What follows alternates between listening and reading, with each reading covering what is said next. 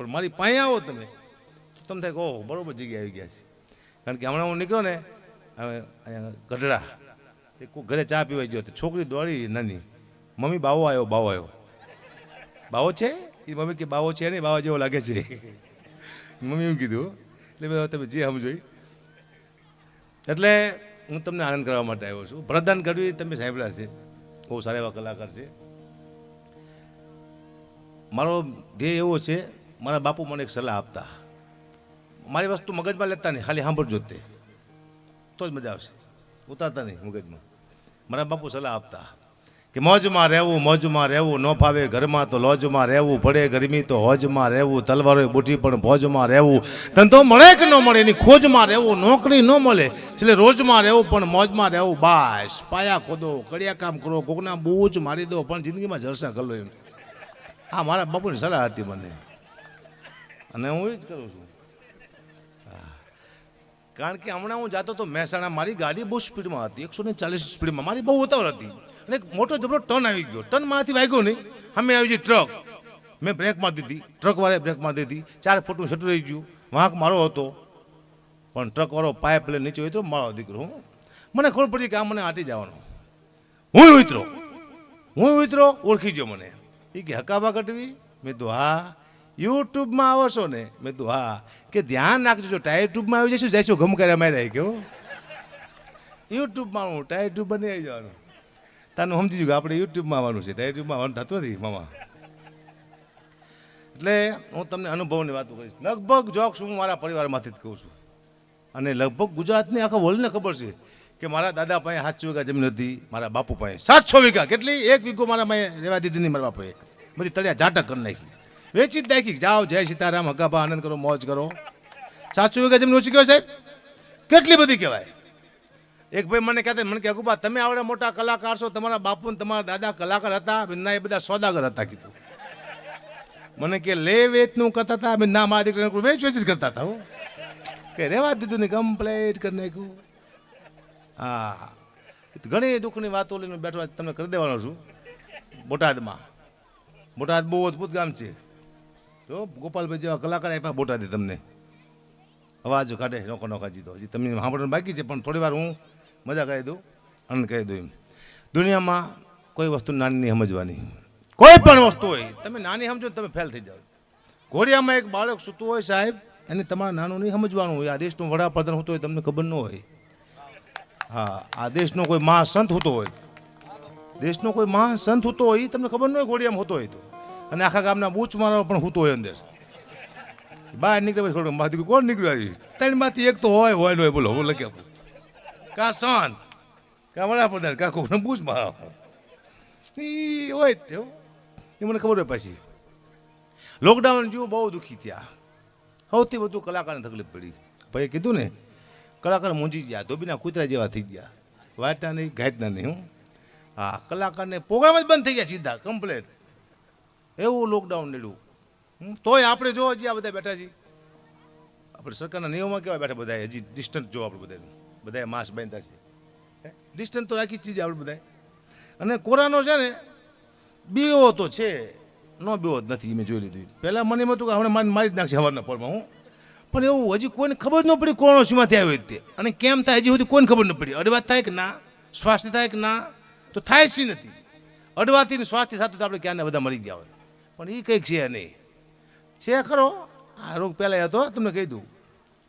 અને double pneumonia કહેવાતો, ફેફસામાં કફ જમી જતો, શ્વાસ લેવામાં તકલીફ પડતી, માણસ મરી જતા. પહેલાં હતો આ ઓચિંતો તો આવી ગયો પાછો, તો આને કંઈક કોરોના કહી નાખો છે. જે હોય પણ સારું છે, ચૂંટણી આવીમાં વહી ગયો બિચારો બીકમાં.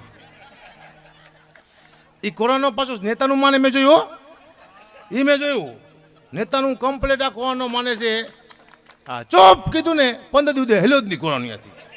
એ કેસ નો આવ્યો સાહેબ, બીક તો જો નેતાની.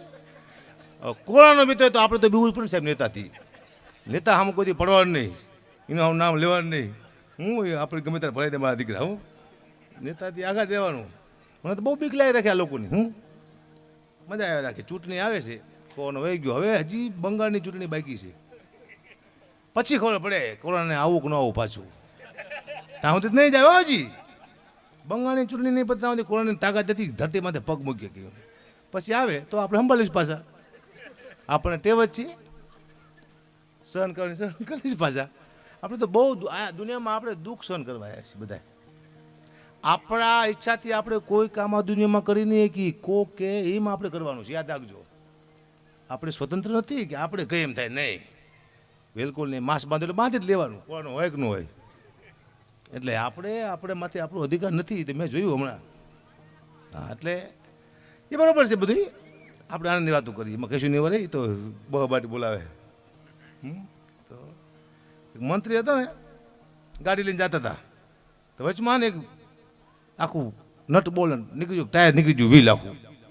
તો ગાડી ઊભી રાખી દીધી. મંત્રી માથે હાથ દઈને ઊભા હતા. તે ગાંડો નીકળ્યો. સાહેબ કેમ બેઠા હો?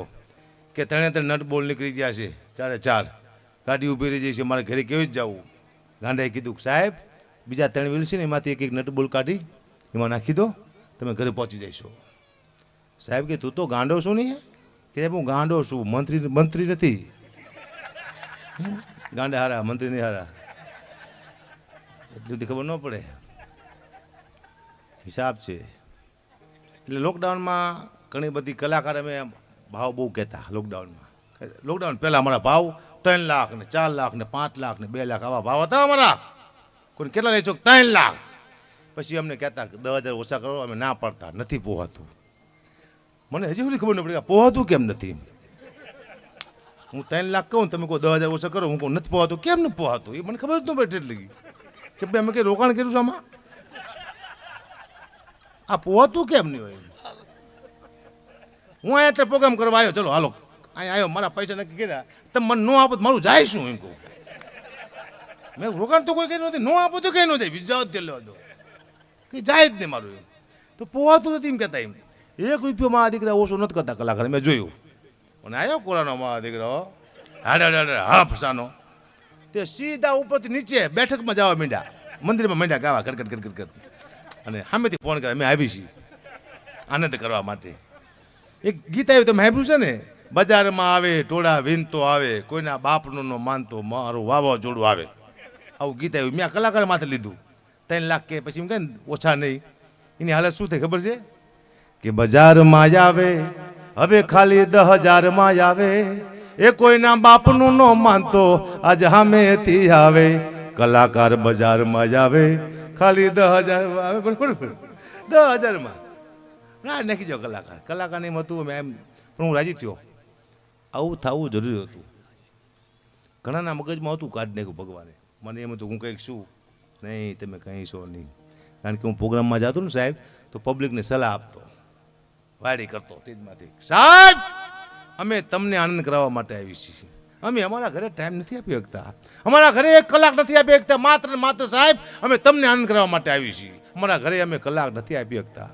ભગવાને કીધું ગગાદાન તને 1 વર્ષ આપવાનું છે તારા ઘરે, તારા પરિવારને આનંદ કરાય અને મોજ કર્યો. ભાઈ પરિવારનું જો પરિવાર નામ લે ને યાદ કરજે મને. પરિવાર જ્યાં થઈ ગયું મને મારા દીકરું આ આવી ગયું. આ મુદ્દો છે. હું પ્રોગ્રામમાં જતો ને પછી હોટલમાં મને જમવા લઈ જાય, પછી પૂછતા હકુબા શું ખાઈશો? પેલું મફતનું હોય ને તો ઓર્ડર એવા આપતો હું. પનીર ટીકા, પનીર ભુરજી, દાળ ફ્રાય, દાળ તડકા આવા ઓર્ડર આપતો મફતનો હોય ને એટલે. પણ આ કોરોનામાં 12 મહિનામાં ઘરે 2 જ ઓપ્શન આપ્યા મને. બટેકાનું શાક ખાવું છે, કઢી, બોલો. ત્રીજું ઓપ્શન જ ન આપ્યું ઘરે, હતું જ નહીં ટીકા બીકા કંઈ. આટલી માથાકૂટ થઈ સાહેબ.